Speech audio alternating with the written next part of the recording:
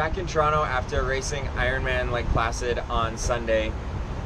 I had a really great race. It's a race that I've wanted to do for quite a while, so was really happy to finally have the opportunity to do it. I arrived in Lake Placid on Thursday. I was very fortunate to have a homestay with Rick. It was very generous to open up his home to Lisa and I, and it was an amazing location, really close to the swim start. On Friday morning, I got in a swim early in the morning just to get out on the lake about the same time where the race was going to start, to make sure that tinted goggles weren't going to be a problem and what the sun was going to be like. Also did a short ride. We had our pro meeting, and after that was really lucky to get the opportunity to volunteer at the Iron Kids race. Brent McMahon and I were holding the finish banner for the kids when they came through, and really awesome to see all the little kids just working really hard, big smiles on their face, having a great time. So really enjoyed that. On Saturday, it was just a lot of relaxing, making sure all the equipment was ready to go for Sunday. And then Sunday was race day. So it was going to be a non-wetsuit swim. So it's only the second non-wetsuit swim I've ever done. Eagleman earlier in the year was the other non-wetsuit swim I've done. So I would have liked to have gotten in some good swims in just my Dare to Try swim skin before the race, but Lake Ontario's been really cold. Even with a wetsuit, it's been chilly. So I didn't get an opportunity to put in any long swims in my swim skin, but on Saturday I'd done a swim in it, and it felt great. So I wasn't too concerned about that with the race. When the gun went off, the whole first loop of the swim was relatively uneventful. I ended up in a pack where it seemed like we were moving at a pretty good pace.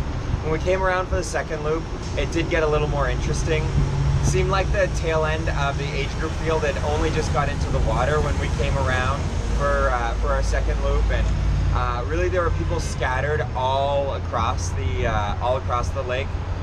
So our group really ended up just turning into much more of a line, and I think I was fourth in line.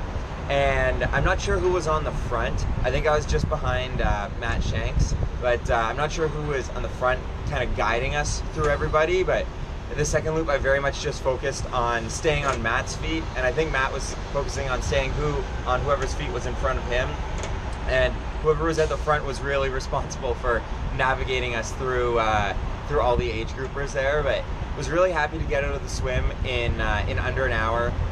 Then when I got onto my bike, I really just kept reminding myself to just put my head down, go to work, and stay in control.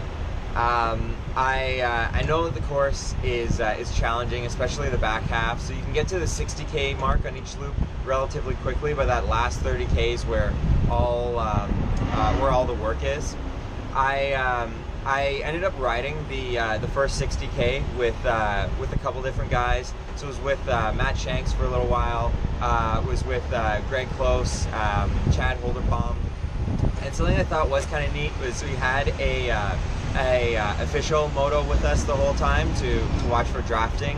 So that's never something that I've experienced before, and I thought it was kind of neat. It was great to see a bunch of officials out there looking for drafting.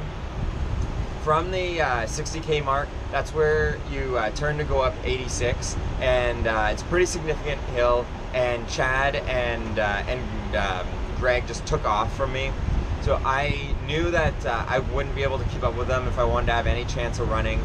So I just focused on riding my own race, and I did the next 120K all on my own.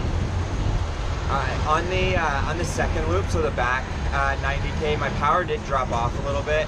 The time for my first loop was about 2 hours and 25 minutes, and for the second loop was closer to 3 hours. And I did have a tough time holding on to my power, and I was coasting a lot more of the downhills than I was doing on the first loop, but was still relatively happy with a bike time around 4:55 on that course. And then when I got to the run, it was really just time to go to work.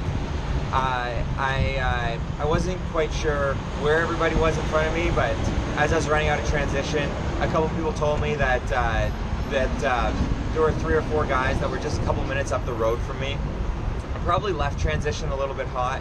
I think my first kilometer was 3:39. It was definitely my fastest kilometer of the race. It's a pretty significant downhill, and you can beat up your legs quite a bit if you're running too fast.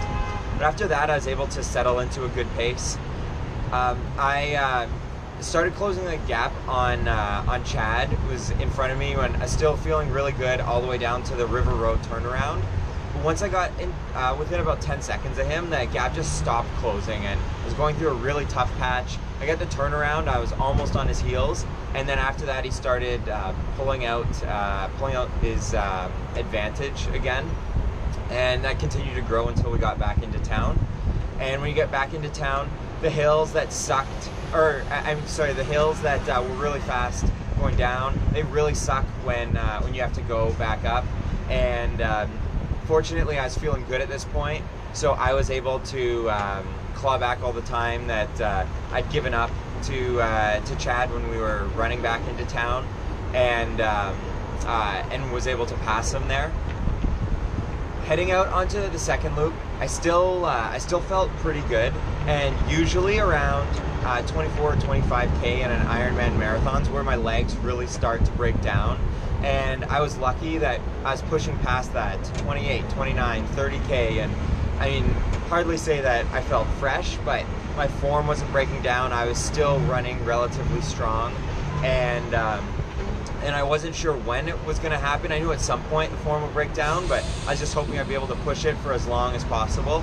And I was able to get to the far turnaround, which is about 31-ish kilometers into the course. Still running relatively well, and at that point I realized I had a gap of about I think it was about 2 minutes onto Chad, who was the next person behind me, and I just focused on doing what I needed to do in order to get to the finish line as best as possible. So my pace did drop off a little bit because I was trying to make my decent run form last for as long as possible. So the 420-ish that I was running earlier on in the race turned into more 440s at this point, and I was running really short on fuel, so at aid stations I was grabbing everything that I could. Usually I stick to just trying to get Coke, but I was taking Coke, I was taking water, I was taking Red Bull, I was taking Gatorade, anything that I could get my hands on, just to keep fueling myself.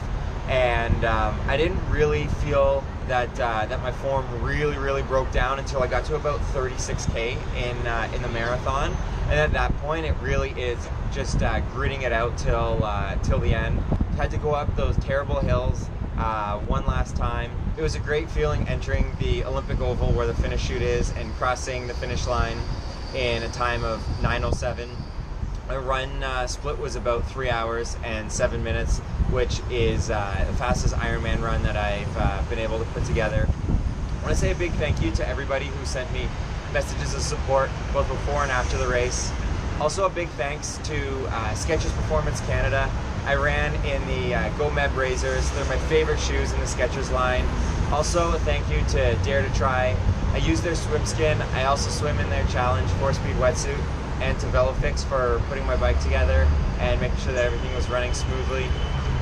If you're going to be racing Lake Placid 70.3, or if you're looking at racing Ironman Lake Placid in the future, and you have any questions either about the course, the area, or anything about my race, feel free to send me an email or write your questions in the comments down below. Until next time, happy training. Oh, this you crazy mother.